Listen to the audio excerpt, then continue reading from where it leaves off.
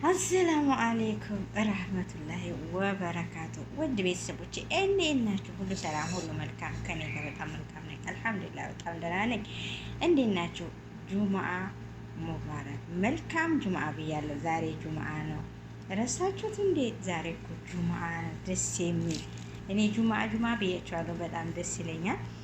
ጁምአ በጣም ቆንጆ ነው። አቤት እንደዚህ ጁምአ እንደዚህ ፏ ብለን ወደ መስጊድ ብለን ወደ መስጊዳችን ተጠጠር ብለን ዱዓችንን እናረግ፣ ወደ መስጊዳችን እንጓዛለን፣ እንሄዳለን፣ ዱዓችንን አድርገን እንመጣለን ማለት ነው። አላህ ዱዓችንን አላህ ይቀበለን፣ ዱዓችንን ማዕበል አላህ ያድርግልን። አመት አላህ ያሻግረን። የጓደኛ ምቀኛ ጎረቤትን ተንኮለኛን አላህ ያዝልን። ተሸዋጣሪ ከሞይ መስካሪ አላህ ይጠብቀን። ባለንበት ይመቸን አስመቸን። የሞቱትንም የጀነት ያሉትንም የክብረት የመዋደድ የመፋቀር አንድነት ያድርገን። እንዋደድ እንፋቀር። ያረቢ አላህ ምቀኝነትን ወደዛ ገለል አድርጎ ኸይርን ነገር ያቅርብልን። በሀገራችን ተደስተን የምንኖርበትን ጊዜ ቅርብ አላህ ያድርግልን።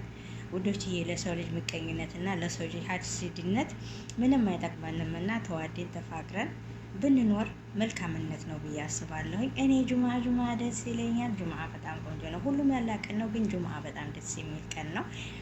መስጊዳችሁ ሄዳችሁ መስጊዳችሁ ባትሄዱ እቤታችሁ ናችሁ ተጠጥብ ብላችሁ ንጹህ ሆናችሁ ዱዓችሁን ማድረግ ማዕቡል ነው። አላህ ይቀበለናል። አላህ የማይቀበለን እንደ ሰው ጨካኝ አይደለም።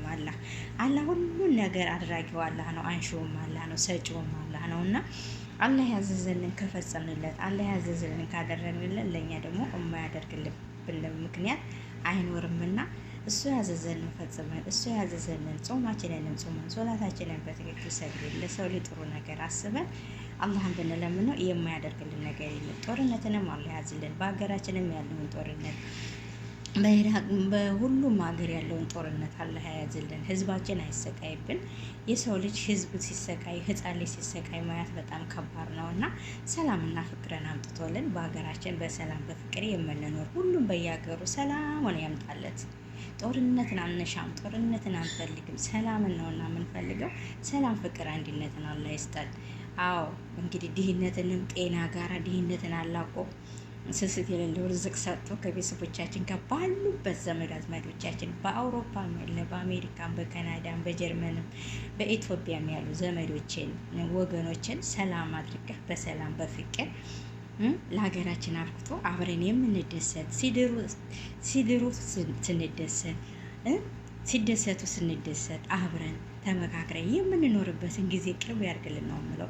በጣም ጁምአ ደስ ይለኛል። እናንተስ? እኔ በጣም ደስተኛ ነኝ፣ ሁልጊዜም ደስተኛ ነኝ። አልሐምዱሊላህ ረቢል ዓለሚን። ቢከፋኝም ቢደለኝም እኔ ጥርስ ያትገጠም ሁሌ ደስተኛ ነኝ። አልሐምዱሊላህ እያልኩ ነው። አላህ ጤና ካለ የሰው ልጅ ጤና ነው። ጤና ካለ ሁሉም ነገር አለ እና እናንተ ህፃን ሳጠስ ለሌላ ታዞር ይሆናል። እኔ ህፃን ወዳለሁ። አረቦች እንደዚህ ይታጠኑታል።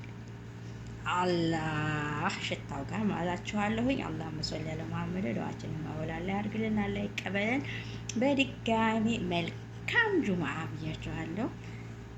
እንግዲህ ተጥብጥብ ብላችሁ ሙስሊሞችም ተጥብጥብ ብላችሁ ፏ ብላችሁ ወንዶችም ቶባቸውን ለብሳችሁ ያላችሁ ልብስ ንጹህ ብቻ ይሆን ንጹህ ልብሳችሁን ለብሳችሁ ወደ መስጊዳችሁ፣ ሴቶችም ደግሞ ንጹህ ልብሳችሁን ልብስ አድርጋችሁ ፏ ብላችሁ ቤታችሁ ሰግዳችሁ ባል ያላችሁ ባሎቻችሁን ተቀበሉ፣ ባል የሌላችሁ ደግሞ ዱዓችሁን እያደረጋችሁ ቤታችሁ ፏ ማለትን አትርሱላችኋለሁ። የጁምአ በረካ እንዳያመልጣችሁ እያልኩኝ እኔ እህታችሁን ሰናበታችኋለሁ። የዛሬ ሳምንት ጁምአ እስከምንደርስ ድረስ ደግሞ በሰላም በደስታ አመት አሸጋግሮን እለት ሳምንት እያሸጋገረ በጤና በአፊያ ያኑረንላችኋለሁ። ውድ ጓደኞቼ ሰላም አለይኩም ወራህመቱላሂ ወበረካቱ።